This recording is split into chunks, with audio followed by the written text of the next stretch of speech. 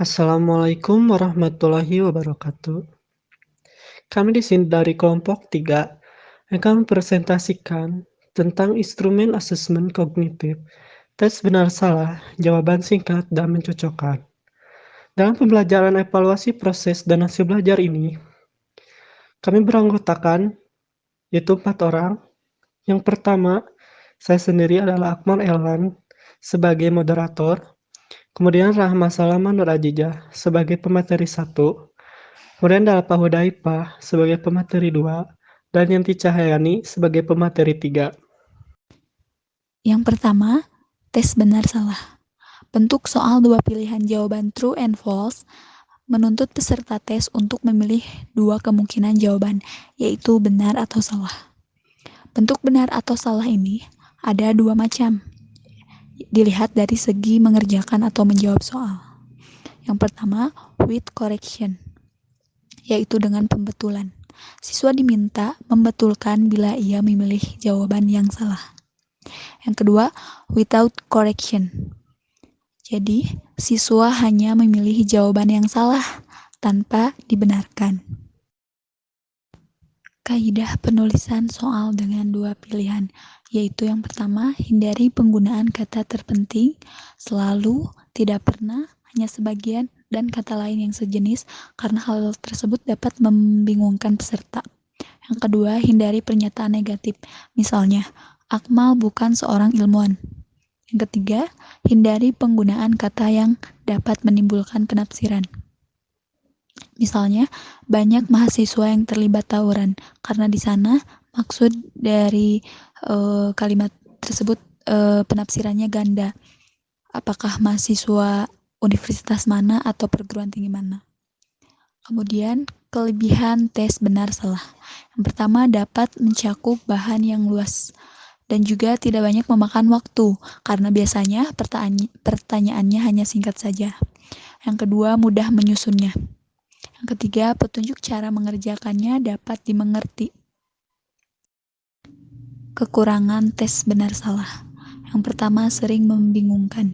Yang kedua, banyak masalah yang tidak dapat dinyatakan hanya dengan dua pilihan kemungkinan jawaban benar atau salah.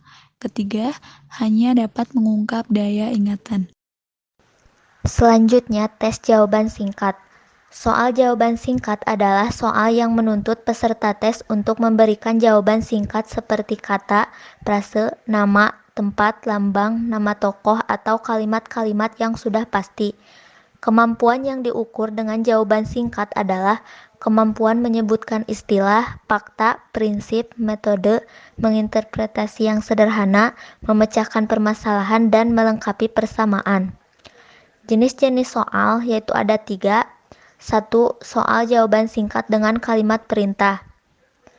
Misalnya, sebutkan alat indera untuk melihat.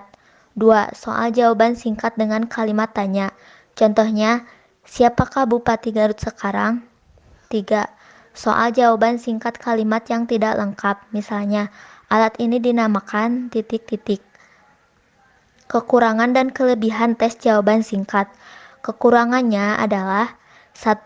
Sukar untuk mengukur hasil belajar yang kompleks. 2. Terkecoh, karena pada soal bentuk melengkapi, jika titik-titik kosong yang harus diisi terlalu banyak, para peserta tes sering terkecoh. 3. Hanya kemampuan mengingat atau hafalan, karena kemampuan yang lain sedikit terabaikan. Kemudian kelebihannya adalah 1. Mudah membuat soal apabila dibandingkan dengan pilihan ganda dan tes esai. 2. Menebak jawaban sulit karena jawabannya pendek serta tidak disediakan pilihan jawaban. 3. Cocok untuk soal hitungan karena soal hitungan itu jawabannya pasti. Kaidah penulisan tes jawaban singkat yaitu sebagai berikut. 1. Rumusan butir soal harus sesuai dengan kemampuan, yaitu kompetensi dan indikatornya. 2. Rumusan butir soal menggunakan bahasa yang baik, singkat, dan jelas sehingga mudah untuk dipahami. 3. Jawabannya harus singkat dan pasti. 4. Hindari butir soal yang mengandung petunjuk pada kunci jawaban. 5. Butir soal dalam bentuk kalimat yang tidak lengkap atau dikosongkan harus diisi peserta tes maksimum 2 untuk satu kalimat soal. 6. Rumusan butir soal, kalimatnya itu tidak dikutip langsung dari suatu buku.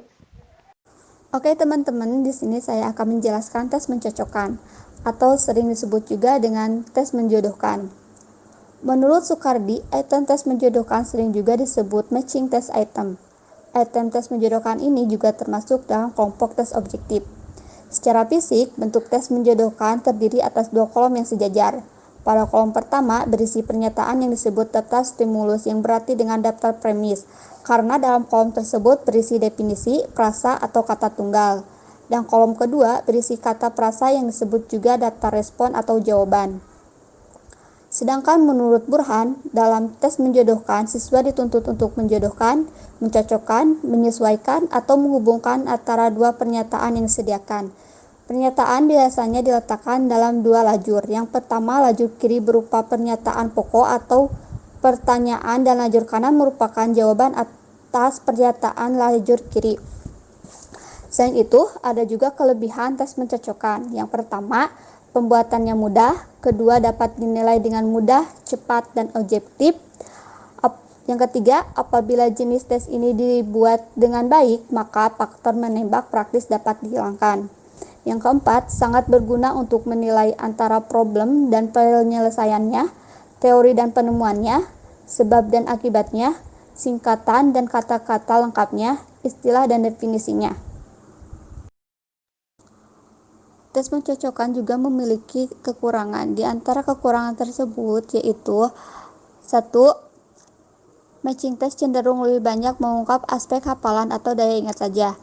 Yang kedua, karena mudah disusun, maka tes jenis ini seringkali dijadikan pelarian bagi pengajar, yaitu dipergunakan kalau pengajar tidak sempat lagi untuk membuat tes bentuk lain. 3. Karena jawaban yang pendek-pendek, maka tes jenis ini kurang baik untuk mengevaluasi pengertian dan kemampuan membuat tafsiran atau interpretasi.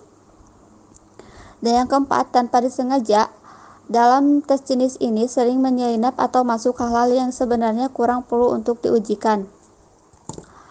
Mungkin sekian penjelasan dari saya, yang selanjutnya akan diteruskan oleh saudara Akmal Erlan. Saya di sini akan menjelaskan tentang kaidah membuat tes pencocokan. Nah, dari sini, dari yang kita baca dalam PowerPoint ini, intinya adalah kita perlu membuat petunjuk setiap jawaban dan soal dalam tes mencocokkan. Kemudian setiap kolom sebaiknya diberikan label. Jadi adanya petunjuk bagaimana kita harus menjawab pertanyaan-pertanyaan tersebut. Kemudian item dalam tes mencocokkan sebaiknya homogen atau sejenis. Nah, sebaiknya antara premis dan respon tidak sama jumlahnya. Misalkan premis 5, nah respon 10. Seperti itu. Setiap tes jumlah item cocokkan sebaiknya antara 2 atau 8 item. Nah, sehingga jika kita membuat soal tentang mencocokkan atau tes mencocokkan ini, yaitu minimal kita membuat 2 ataupun sampai 8, dan lebih baik lebih dari itu. Kemudian huruf besar atau angka sebaiknya digunakan untuk memberikan label item-item pada daftar jawaban. Nah, pada setiap labelnya kita harus menyertakan tentang huruf besar atau angka. Nah, dan yang ketujuh adalah item-item dalam daftar respon sebaiknya dibuat lebih pendek. Nah, pada jawaban-jawaban yang akan kita cocokkan terhadap siswa, itu harus bersifatnya lebih pendek. Jadi, jangan adanya respon yang mungkin kalimatnya lebih panjang. Kemudian kolom dan daftar respon sebaiknya ditempatkan pada sisi sebelah. Nah, jadi premis dan respon ini kita harus tampilkan dalam satu halaman, yaitu bersebelahan. Nah, dan yang terakhir adalah sebaiknya kita menempatkan pada satu halaman, di mana fungsi dari hal ini adalah untuk memudahkan siswa dalam mencocokkan jawaban dan pertanyaan. Nah, kemudian penilaian tes mencocokkan, yaitu adalah skor sama dengan jumlah jawaban. Nah, dalam hal ini kita dapat lihat bahwa skor yang dapat diperoleh adalah rata-rata dari jumlah jawaban benar yang siswa jawab. Jadi misalkan kita memberikan soal 5, jawaban 10. Nah, sedangkan siswa benarnya 3. Nah, kita coba rata-ratakan nilai yang akan diperoleh oleh siswa tersebut berapa dan berdasarkan premis dan respon yang kita berikan. Mungkin sekian presentasi dari kelompok kami, yaitu kelompok 3. Mohon maaf bila masih banyak kekurangan, dan mohon maaf bila ada kata-kata yang tidak berkenan. Wassalamualaikum warahmatullahi wabarakatuh.